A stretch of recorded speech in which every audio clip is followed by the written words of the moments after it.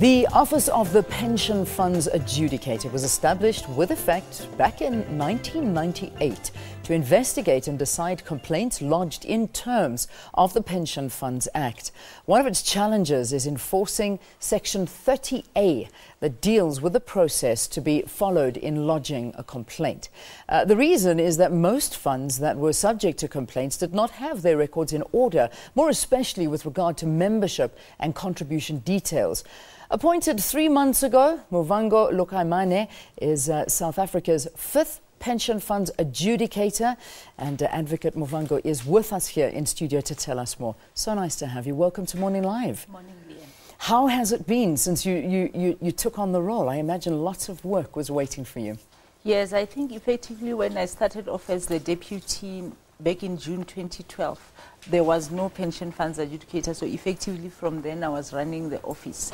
There was quite a bit of work awaiting us because we had a backlog then that stretched as far back as 2007, and we then committed ourselves to say that we will try and deal with our new complaints in less than 12 months and also try and clear the backlog. Yeah. As I handed over my annual report to the board and to the minister, we had achieved most of those tasks that we set ourselves. Well done. Well, that's good to hear.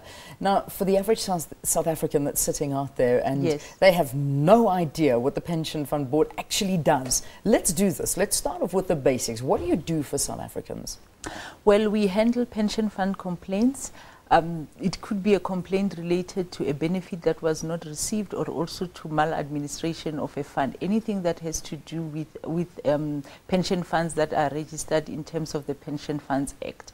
We don't deal with complaints from the government employees' pension funds, the Transnet Fund and the Post Office funds, because those funds are dealt with in terms of their own legislation. So all other private funds, where there is a complaint, the complainant can approach our office, and then we have a process that we embark on. It could be that a matter could be settled, or if we see that a matter is complicated, then a complainant can benefit from the matter being conciliated. We will pass it on to our conciliators, or if it's of such a nature that a person it needs a determination, then I will issue that ruling, okay, which basically has the same effect as a High Court order. Yeah, yeah. All right. Now, it seems that Section 30A is the particular cause that's central to parties that are involved. Talk us through this section. Look, it would have been quite good if, when members of pension funds or complainants that are complaining about a pension fund matter, if when they approached the pension fund, all pension funds would respond. That way, it would be easier for our office if the matter remained unresolved. It would be easier for our office to be much quicker in dealing with the complaint, because then we would have most of the documentation with us. However, when members approach pension funds, some of them, because their records are not in order, they give telephonic responses, they do not respond. Sometimes there are some companies that have internal complaints resolution processes. That also works in instances where they are able to give complainants written feedback. But if they don't, then when the complaint comes to our office, we then have to start from scratch. And in instances where records are not up to date, we also would struggle because we need proper records in order to investigate a complaint. Yeah. You said that one of your wishes is that the dispute resolution forum becomes more visible to the public. What is the forum, and why is it important for the public to know about this? Look, there are instances that we find where we see that members are not really informed of their rights in terms of either benefit entitlements or how it is that they go about accessing benefits that they are entitled to. So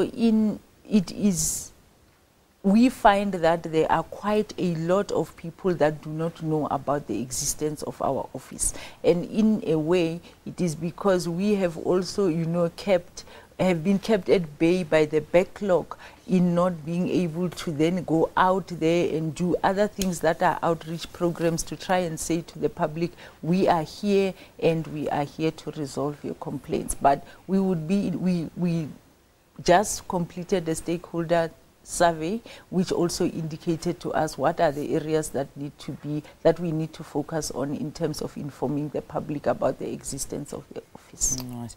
The details for the pension fund adjudicator, how do people get hold of you?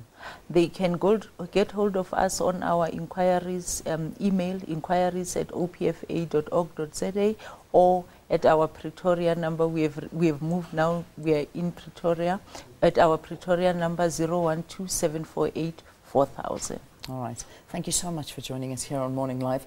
Advocate Movango Lukaimane, who is the pension fund adjudicator, been in the role for just a few months, but happy to announce that the backlog has now been cleared, and a backlog that you adopted all the way from 2007. So that was a big backlog. So congratulations to you for that. Thanks for being with us, Advocate. Thank you.